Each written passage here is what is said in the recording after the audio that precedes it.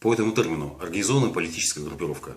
Значит, товарищи, которых вы причисляете к этой группировке, я, конечно, знаю, знаком с ними, иногда я с ними общаюсь, но у меня нет с ними никакого бизнеса, никаких совместных проектов у меня никогда не было. Вообще, в принципе, все, что у меня есть, это моя компания Salgencode, которая работает уже 20 лет. Значит, наш бизнес прозрачен, позитивен.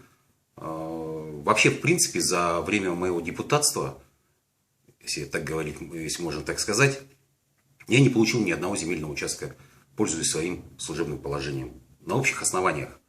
Значит, если у меня что-то есть, я покупал за живые деньги у других владельцев земли.